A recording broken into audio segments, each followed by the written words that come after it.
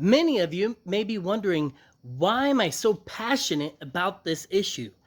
Why do I keep saying there's a problem? I'm just stirring the pot. I'm creating negativity. The media has set in my mind. No, the truth is the problem is bigger than any of you realize. And I used to be right where you sat. I used to think, man, yeah, there's bad people out there. There's, the occasional racist person. There's this, there's that. But I didn't realize how prominent it was, how often these things happen until this 3 day span that really changed my mindset forever. I had the fortune, the three gentlemen that I'm going to be talking about in this story, I had the fortune of working with all of them.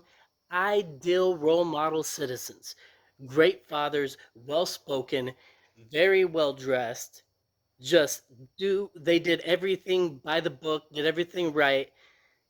The most honest, best guys you could ever imagine working with. I had the fortune of working with them.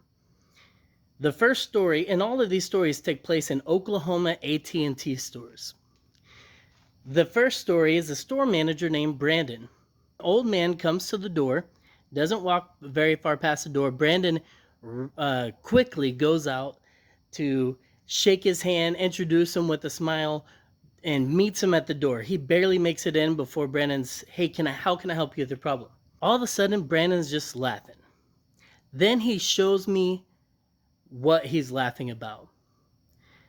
The old man gets very upset and leaves, storms out.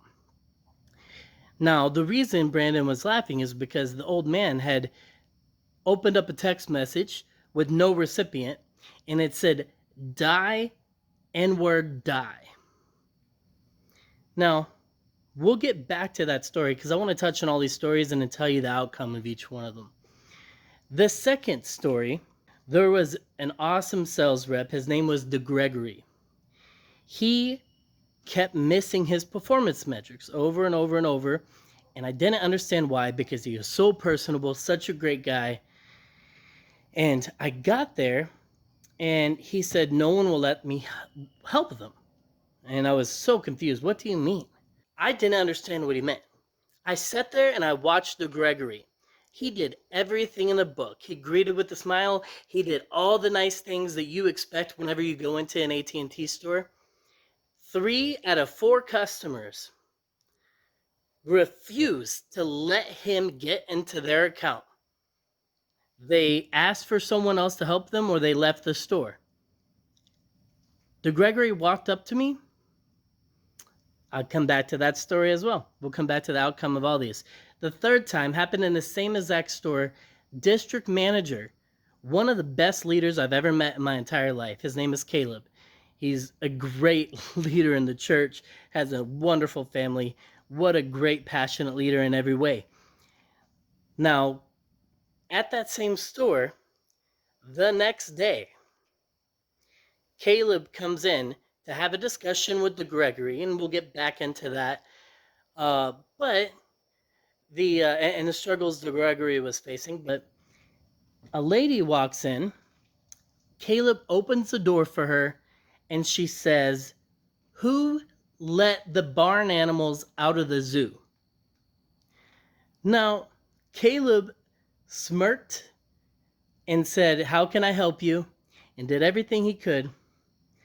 And she said, "I need to talk to the manager." He said, "Well, the manager's over here." Introduced her. Her name's Tara. She's a fabulous manager. I had the privilege of working with some really, really amazing people. And she repeated the question to Tara, and Tara said, "Well, that's my manager." The lady was furious, embarrassed, and left. And we're going to get to the outcomes of all these. The stories aren't the heartbreaking thing, or the fact that they happened 3 days in a row, or that it was just mind-blowing to me that these things happen. The responses were really, really what sent this home. So let's go to the first story. Brandon, remember, he was laughing, and this guy got so upset. And I was furious. I was so angry. And he said, "Hey, man, it's okay."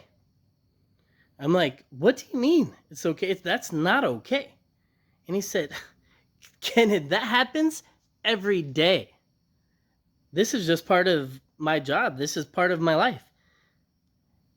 And that really confused me because I thought, man, this guy deals with this every single day. Okay, let's go to the second story, DeGregory.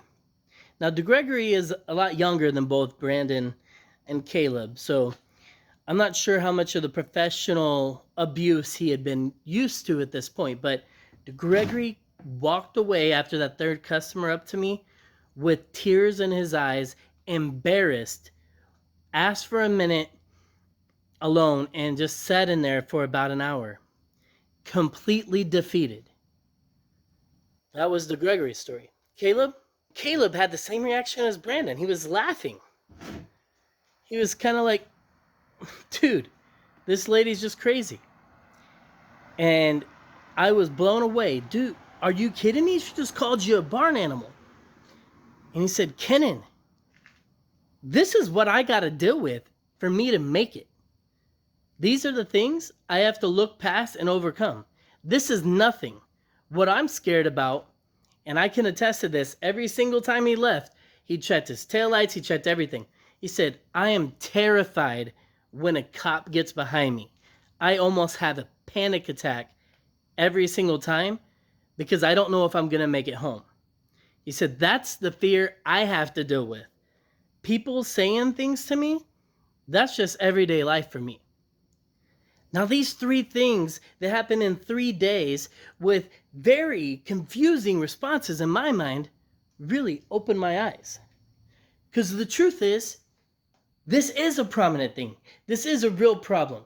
And just like you guys, I didn't want to believe that my perfect little world, being in America, the best country in the world, really was only the best country in the world if you had my skin color. What I learned is the stuff that these guys were used to putting up with. The defeat that they must have felt whenever they were younger, like DeGregory. What all they had to overcome to get to the positions and the accomplishments they had succeeded, the stuff they had to turn their cheek to, the stuff that they had to deal with on a daily basis, the additional obstacles they had to overcome. This is why I'm so passionate about it.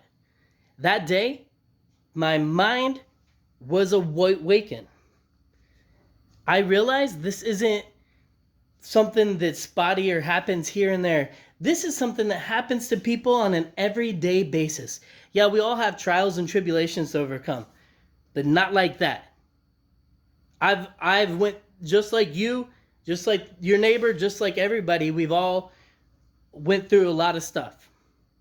But I can tell you personally, I don't have to fight that daily fight. This is why people get so frustrated whenever you say all lives matter. And I know whenever you say that, all you mean is, hey, black lives aren't the only ones that matter. Yeah, we all get that. But that's not what we're addressing right now. Black lives matter means black lives also matter. Whenever you say all lives matter, you are giving the world's biggest oxymoron. Because what you are doing is you are saying the protest for equality doesn't need to be happening. Because the world you live in, the America you live in is great. And you don't personally see the prejudice and the daily battle these guys are going through. Just wanted you to hear my message.